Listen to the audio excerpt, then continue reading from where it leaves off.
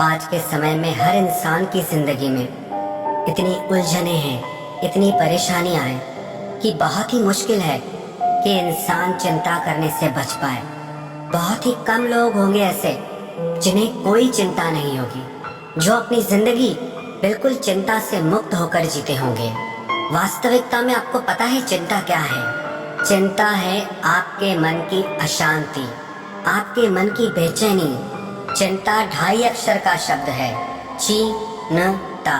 च शब्द का अर्थ है चैन चुराने वाली, न शब्द का अर्थ है नकारात्मक सोच देने वाली, और त शब्द का अर्थ है तबाही मचाने वाली आपके मन में और आपकी जिंदगी में। कबीर दास जी ने भी कहा है, चिंता ऐसी डाकिनी जो काट कलेजा खाए, वैद्य बेचारा क्या करे कहाँ तक दवा लगाए। कबीर दास जी कहते हैं चिंता ऐसी है जो आपके कलेजे को टुकड़े टुकड़े करके काट काट के दिन रात हर पल उसे खाती रहती है। किसी इंसान को एक ही बार में मार दिया जाए तो बहुत आसान है, लेकिन उसे तिल तिल करके मारा जाए, उसे टुकड़े टुकड़े करके मारा जाए तो उसे कितनी तकलीफ होती है। मृत्यु से भी ज्यादा दुख देने वाली है ये चिंता। पर कभी आपने गौर किया कि आप चिंता करके कुछ बदल नहीं पाते हैं, चिंता करके कुछ सुधार नहीं पाते हैं। चाहे आप जितनी भी चिंता कर लें, पर आपका किसी बात पे कंट्रोल नहीं चलता है। अगर आप हमेशा खुश रहना चाहते हैं, आप चाहते हैं कि आपका मन हर चिंता से मुक्त हो जाए, तो सबसे पहले तो आपको ये सोचना चाहिए कि आप जिस विषय में सोच रहे हैं, क्या चिंता करके आप उसे बदल सकते हैं? और यदि आप उसे चिंता करके नहीं बदल सकते तो चिंता करने से क्या फायदा? अगर आप इसीलिए चिंता करते हैं कि आपके साथ कुछ बुरा हो गया, आपको उसका सदमा लगा और उससे आप चिंता में चले गए, लेकिन जो कुछ आपकी जिंदगी में हो गया, क्या आप उसे बदल सकते हैं? क्या आपका उस पे अब कंट्रोल है? आपका उस पे बिल्कुल भी कंट्रोल नहीं है। तो क्या फायदा चिंता करके? आप ना अपने बीते हुए कल को बदल सकते हैं और ना ही अपने आने वाले कल को बदल सकते हैं। तो चिंता करके आप क्या प्राप्त कर लेंगे?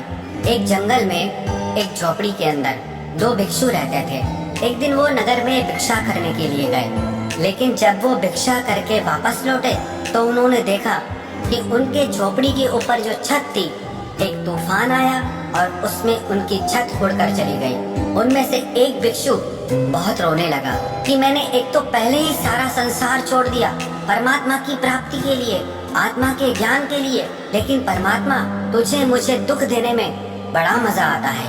एक छोटी सी झोपड़ी, वो भी तुझसे सहन नहीं हुई, उसकी भी छत तूने तूफान में उड़ा ली।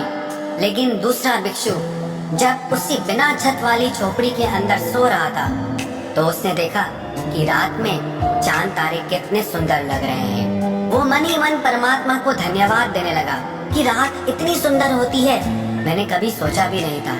अच्छा हुआ परमात्मा कि तूने हमारी झोपड़ी की छत उड़ा ली, वरना कभी हमें पता ही नहीं चलता कि रात को सोते समय चांद तारों को देखना कितना अच्छा लगता है। अगर मुझे पता होता कि बिना छत के इतनी अच्छी नींद आती है और इतना अच्छा नजारा देखने को मिलता है, तो मैं पहले ही छत को हटा देता। अब परिस्थिति दोनों के लिए सेम है, एक जैसी है, लेकिन मन स्थिति दोनों की अलग है। परिस्थिति चाहे कैसी भी हो, लेकिन उसमें आपको खुश रहना है या दुखी रहना है, ये सब कुछ सिर्फ आप पर निर्भर करता है।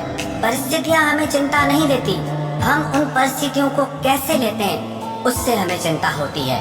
आप मन में ये बात बैठा लो कि चिंता करने से कुछ नहीं बदलेगा, जो कुछ भी बदलेगा आपके कर्म करने से बदलेगा।